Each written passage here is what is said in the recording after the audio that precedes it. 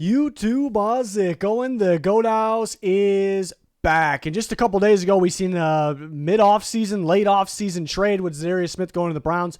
So I thought it'd be a good time to talk about some other trade scenarios. So these scenarios are ones we would like to see, fits that make sense, and then possibly could happen as well. Ended up being started with 5, ended up being more trade scenarios that I came up with here. So excited to go over them. We have a Twitter where we're always talking with you guys. We have YouTube Shorts up now, and then we have a TikTok as well. So links pinned in the comments for anything you're looking for, including our sponsors, GLD Shop, which has NFL jewelry like the Vikings chain I'm wearing right now, and Liquid IV, new flavors, code GOAT for both those sites. Links pinned in the comments. So yeah, quite a few trades here to talk about. First one, Patrick Queen, the Ravens linebacker. In this scenario, I sent him to the New York Giants. He had his fifth-year option decline. He's been a pretty solid linebacker, pretty inconsistent though. He seemed to be better when they were using him as a blitzer more, and that was more so when he had Martindale as his defensive coordinator, Don Martindale, who is now with the Giants. The Giants did add a linebacker in Bobby Okereke in free agency, but they could use another one that, Okereke is a guy that can cover, which they need help with. So they could add a guy that specifically is just an all-around solid linebacker that can blitz. So either the Giants made sense, scheme fit. I mean, there's a coach fit there. Maybe they would sign him long-term. But an expiring deal, I think he's scheme-specific. I think every linebacker is. I think he needs a 3-4 defense to play inside where he's going to blitz a bit. So that, since he's so scheme-dependent and maybe not super scheme-dependent, but it may have his value drop a little bit. And right now, guys that are traded right now, we saw Zadarius Smith. Now, because his value was extremely, extremely low, lower than we thought, does that mean everybody's is? No, but it just seems like there aren't going to be teams getting full value for guys right now. Could be a rental, got to give them a new deal, not going to fit every scheme. So a 4th and a 6th made sense. If the Ravens let him walk in free agency, they would probably get a 2020 compensatory pick-wise, which the Ravens always seek. It would be a 2025 pick. But it would probably be a 4th at the very maximum. So I think a 4th and a 6th compared to compensatory value is actually pretty good for the Ravens. It doesn't look like a whole lot because he's only 23, he's got upside, but given the circumstances and guys go for less than their value right now, I thought that actually made some sense. And it could be a 3rd. I'm not ruling out, could they get a 3rd for him? Sure. I'm not counting on it 100%, but I cannot rule it out. So I thought that made sense. For the Ravens linebacker, they could just end up keeping, and that's the issue too. Teams could be interested in trading these guys because they don't want to pay them. They maybe want something for them now. The Ravens drafted Trenton Simpson, who might need to learn a little bit, but they could have a replacement. But they probably get lowballed, all these teams. So they may go, we'd rather just keep him and let him walk in free agency and get the help this year than get a compensatory pick, even though it's less than what this compensation is here. Another linebacker, Isaiah Simmons, 5th-year option was also declined. He's had an interesting start to his career because he was a ridiculous prospect from Clemson, like elite or close to type prospect from Clemson. Because his play at the off-ball linebacker position, but the ability to cover as well, like a lineup as a corner, a slot corner, as a safety, even rush off the edge or blitz. And he goes to the Cardinals and is pretty much his whole time there. He was a 3-4 inside linebacker, sometimes covered from the slot, but mainly a 3-4. I mean, maybe he had some snaps at safety as well, but I didn't think that was a right fit. I actually thought, him coming out, I thought for sure 4-3 outside linebacker. Sometimes get him some reps in the slot. That made some more sense. So maybe why he hasn't lived up to expectations, even though he's had some pretty good flashes. He's inconsistent, but he has some big time flashes where it's like, yes, there's Isaiah Simmons. It's in there somewhere. I think you just got to give him the right defense. And the Raiders ran more of a 4-3 last year under Patrick Graham. I'd imagine the same thing, even though he ran more of a 3-4 with the Giants. But I think, and they need linebackers so bad. They need corners very badly as well. But they need linebackers so badly.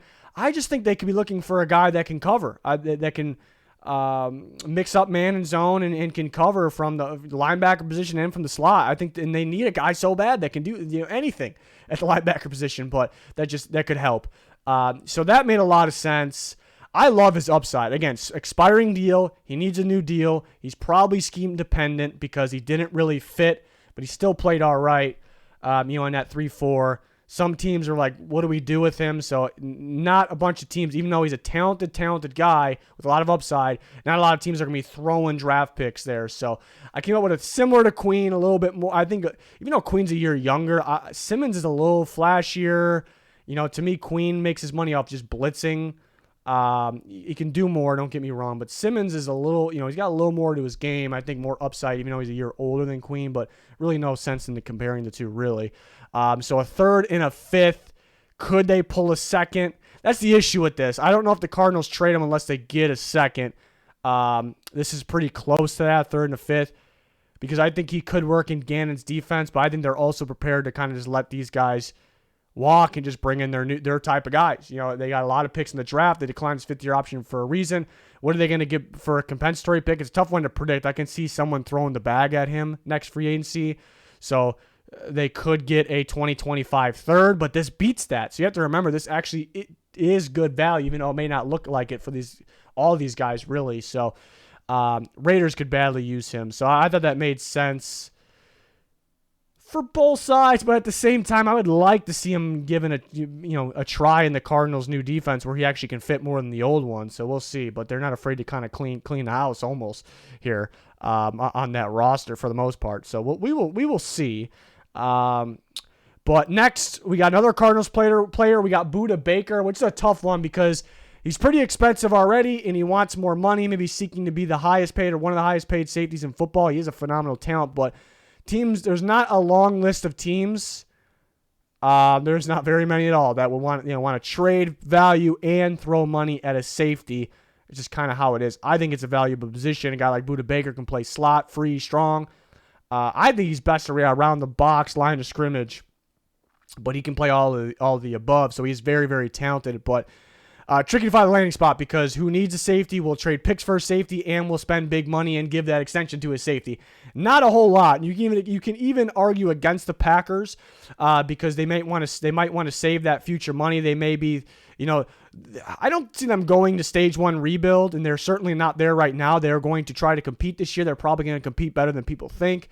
But they could be, in their back of their minds, they could be like, yeah, it's still up in the air what we do, at this time next year, or maybe not this time, earlier in the offseason next year. I think Jordan Love maybe will determine that, but they got picks for Rodgers, and I just really like the fit. I really like the fit in this somewhat newer defense. I mean, they really picked it up the second half of the year. I think that's kind of a start. That's a start for this Packers defense where it could be a top 5, top 3 defense, possibly going forward. Remember, they lost Adrian Amos, or they didn't lose him. Actually, he's still a free agent, but he didn't seem to fit. He seemed to fit in that old Penton defense a little better, where it was all like split safety, a lot of cover too, and they almost did the opposite of that last year. And that's why he wasn't as good. So I don't think he's declining, Amos, that is. I think he just has just certain fits. And I think Budda Baker kind of fits what they were doing last year. A good mixture of man and zone, and a guy you can move around a bit. Because Savage is more of a free safety, but he's good split safety. He can play in the slot as well. So I think they really could complement each other. It could be Baker and Savage in the back end, whether it's split or not split safety. It could be Savage in the slot and Baker in free safety, or the opposite, So I think they're pretty, they work together. They kind of do. They're not similar, but they kind of will play evenly amount in different spots. Not perfectly even, but you get the point. And you get a really good ball player here to kind of finish off this defense because they got good corners. I think the linebackers are going to be good. Quay Walker had a pretty good rookie year at the end of that. He's got to control his temper. Devondre Campbell's good. The defensive line, the pass rush, all looking pretty good. So that would make sense. Do they want to spend that money for the future? Do they want to keep their picks because they kind of dip their toe in the rebuild pool a little bit, not fully, but I thought a second and a fourth a year apart could make some sense. Could it be a second alone? Yes. Could it be a second, a third? I think that's possible as well because he's valuable. He's good, and the Cardinals maybe just don't absolutely want to trade him because he's a really good player that can work, in Jonathan Gannon's defense. So, and he's a leader. He's a captain of that team. So we'll see. I just thought, not a long list of teams that, again, need a safety plus you want to spend draft picks on a safety plus want to spend big money on a safety plus can spend the big money, can and want. So kind of that's a tough part. So I just went with a team that, made the most sense in terms of fit, and I could see it kind of the polish off that defense that the Packers got going there. So, maybe possible 2 trades for the Cardinals, or they could just, it sounds like they'll hang on to DeAndre Hopkins now, so they could end up hanging on to all these guys. But then do they let a guy like Simmons walk because he's declined the 5th-year option on an expiring deal? So we'll see. Next, Cortland Sutton. There's been some talks about the Broncos maybe trading a receiver or 2, looking at Judy or Sutton, and they were like, yeah, we're not going to. Then it was like, yeah, they want to trade him, they don't want to trade him, and they're like, we got lowball. We'll trade him if it's this amount. Then we'll trade him. And it was like right before the draft, it was like, no, we weren't going to trade him, and they trade up and with their first selection in the entire draft, which was early or late second. And they only had 3rd-round picks at that point, so they traded up in the second, took Marvin Mims, pretty good receiver prospect from Oklahoma. So it's like, okay, they got a lot of receivers now. They like Mims to fit Sean Payton's offense. So I think they're open to trading guys. I think more likely open to trading Sutton than Judy. I think there's more value on Judy where teams just aren't going to trade what they're asking right now. So Sutton makes a little more sense. Judy can play in the slot a bit as well. And Mims, to me, is just an outside guy, even though he's built more like a slot guy. And who knows, he might have upside there. But to me, he was just an outside guy. I mean, Oklahoma kind of stuck him on one wide side of the field, and I'm sure he'll be able to do more than that. But so it would actually make sense to trade him, but they're not going to accept anything. I actually think a 4th-round pick might be able to get it done though, because they're kind of gearing towards, we want to keep Judy. We just got Mims. We got all their receivers, obviously. So I think they would possibly accept a 4th. The Titans might rather trade that 2025 3rd is what I came up with here. They're limited on picks in 2024. They do have a 4th-round pick, but then they would be very low on picks with that 2nd-round trade up with Will Levis. But yeah, so a 2025 3rd made sense. I think Cortland Sutton's a heck of a receiver, I think. I think he's been underrated. Good hands, good contested catcher. Actually really tough after the catch as well. There was some durability concerns at one point, but I think it's a really good underrated receiver. Quarterback play has been a little brutal there. So, but the Titans are talking about brutal at the receiver position. I mean, you kept thinking, and they had a pretty good draft, but you kept thinking, all right, they're going to draft one here. All right, they're going to draft one here. And they draft a kind of a sleeper guy late. Is he going to help much right away? Probably not. So they have Treylon Burks, who I like a lot for this year, but man, they need some guys. They need some guys. And Sutton's going to be that downfield possession receiver, pretty good after the catch. Burks is kind of, they hope he can do it all, but he's kind of like his main game is kind of under, screen pass, end around, underneath stuff. Just get the ball in his hands, let him go to work. He's a tank after the catch. So I think they can complement each other pretty well. And who knows, it can be Tannehill, is it going to be Levis? But they need another receiver. I think more so. I mean, if you have Tannehill and they keep him and have him start, it's like, the feeling is like, all right, we're trying to win. We don't want to go with the rookie yet. We're trying to win. So you need a receiver to win. Like your receiver unit for Levis or for Tannehill is brutal. And if it's Levis, like a guy that got kind of beat up last year because the offensive line was so bad and there just really wasn't creativity to that offense. So if you're going to have him start, you want to get that confidence going again for his start. You want to get it back. And they did make the offensive line a little better, but having no receivers basically, or one. It's pretty tough. So I thought Titans made sense for Cortland Sutton, who I do think is a very solid receiver, and the Broncos get that 2025 3rd, so they get a little more value waiting an extra year, basically, and they have receivers on their roster. So, yeah, again, I thought that made a lot of sense. And then, the Vikings just traded Zadarius Smith the other day because they needed cap space. He wanted to be cut, and they did sign Marcus Davenport to pair Daniil Hunter, I suppose. So they could continue to. I mean, they cleared space. I mean, they could be done, but they have a lot of running backs in their roster, and there's been some talk about trading or cutting Cook. A cut could be possible, and you could say, why did they? Because there was reports, and we don't know 100% if they're true, but I believe they were that they declined to trade, and we're guessing it was the Dolphins. I think a lot of people it's a very good educated guess earlier in the offseason, and like right after it was reported they declined him, it was like the same day or the next day the Dolphins got their pair of running backs back, so that was interesting. Could they still be interested in Cook? They definitely could be, more so if he's cut probably than trade, because they have a couple running backs, and they drafted one as well. But so kind of going back to that. So why did the Vikings decline that trade? If they're going to cut him now, they actually free more money by making him a post-June 1st cut rather than which they can do before June 1st, but if they would have traded him back then, they probably would, because you only allowed 2 of the post June 1st trades, so they probably wouldn't know. Imagine they're making Zadarius Smith, because now they know what they're up to, but so they may just prefer to cut him to free more money compared to trading him before. But now, if they can find a trade partner, that could make some sense, and it would be cheap because they could cut him anyways. He's a little expensive. Could they pay a little? They could pay a little bit of the contract to help facilitate the trade to get maybe a little bit more, which they do have cap space now because they traded Zadarius Smith. But a lot of teams want to hang on to some too going into the season, and maybe they want to make another move. So that could be the case here. The Vikings could pay a little bit of it, of a portion of his salary, which would be $11 million this year. So I went with the Chargers. We talked about the Cowboys in the past. We've talked about the Dolphins. I don't think the Dolphins would trade for him. They maybe would get him if they cut him, but they got a few running backs over there now. In the Chargers, the whole Eckler situation, and just want to get a better runner that can handle the load there. I thought that made some sense, and they actually have like $12 million in cap space, and he costs 11, so you don't want to be down to 1, but so maybe the Vikings could pay a little bit of that. So again, he could get cut. They have a number of running backs, so I mean he's probably going to be cheaper than his talent, because we know Dalvin Cook is very talented. He's going to be cheaper than that. And we look at the Zadarius Smith trade, which was essentially a swap of picks, so that was surprising. Guys just go for less and then right now. So 2024 5th, I thought made some sense. It even could be a 6th is a possibility. And the Vikings probably waiting to see if multiple teams start to drum up interest, so it's a little bit, tiny bit of a bidding war, possibly, but would be pretty deadly on the Chargers. And the Vikings kind of roll with Madison and a couple of the few of the young guys they had. They even drafted Dwayne McBride this year.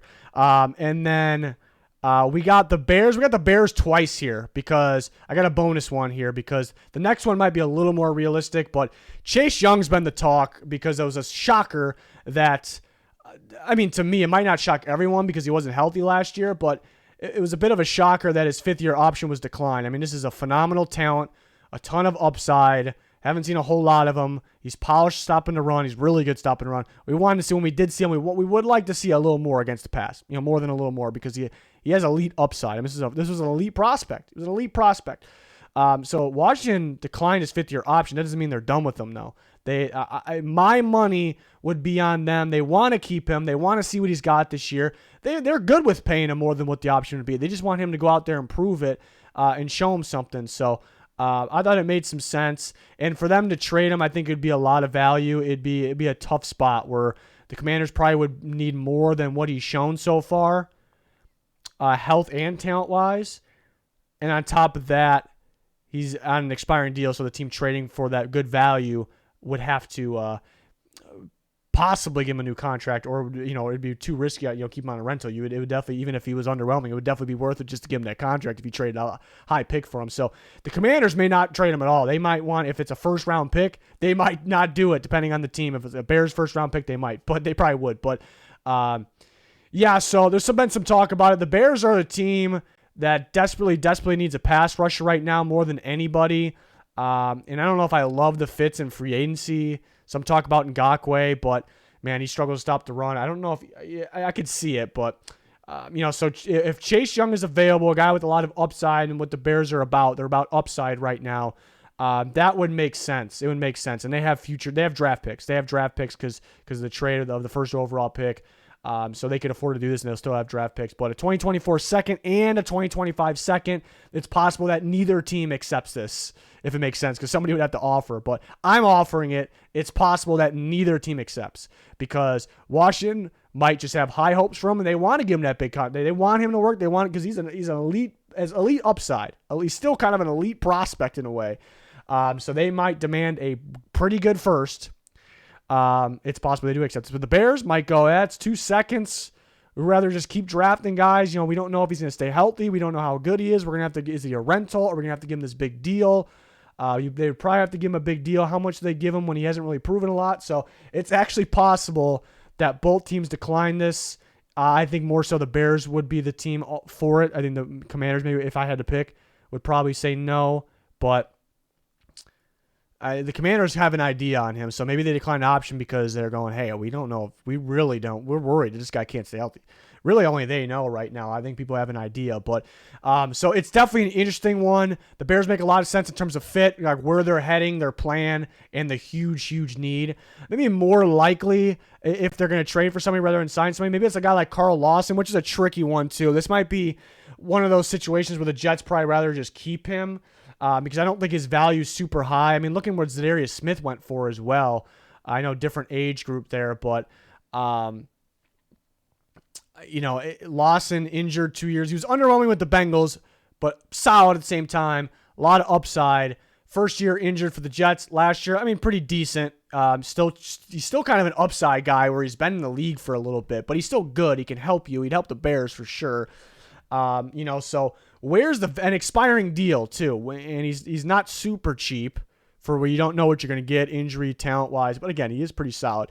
And you could say his upside. So, but they would have to give him a new deal. Do they want him to give him a new deal? He could get hurt again. And it's like, all right, that was a rental. We just wasted picks. So, it's kind of a risky one for him. This kind of looks cheap, but any more than this just feels way too risky because it can end up backfiring and you just gave away a 4th and a 5th for free. It could end up being the swap picks like Zadarius Smith, but Zadarius Smith was demanding to be cut. So I think that's why that was the case. So originally was thinking a 3rd, but ended up going with the 4th and a 5th a year apart. Bears get a pass rusher that they barely need. And the Jets get a 4th and a 5th, but they might, again, if you really think about it, like I explained, it kind of makes sense to value just because the risk, but the Jets could be going, we rather just, because we're trying to compete. Like they're trying to win a Super Bowl. They got Aaron Rodgers and they're rather just have them out there, but they have a number of pass rushers. And I do like the Will McDonald draft pick, which is a little bit different style pass rusher than Carl Lawson. But in terms of trade, the Bears got to be in the market for a guy. They do, if they want to compete at all this year because pass rush is key and they might have the worst in football. So, and they could sign somebody, but those are some trade options there. And there's other trade candidates. We talked about them plenty enough. And we can do more if things start to heat up and start to get serious, but it was getting a little quiet there after the draft with the Zadarius Smith trade happened. And so the Vikings be making more moves? What's going on with them? They're moving on from guys, paying in a portion of Cook's deal or bringing in some guys. What's going on? So things starting to get a little interesting here, but we got you covered for all of it. We have a bunch of content on the channel. We covered the draft fully. We have winners, losers, grades, rankings, undrafted free agency, all that stuff. I did my week 1 picks already, the way too early. We had a recent podcast where Junior did his. We have a new idea for later in the week too, so I'm excited about that going forward for every week. But more info on that in a little bit. So follow us on Twitter, very important. Links pinned in the comments and for anything you're looking for. Thanks for watching. Goodbye.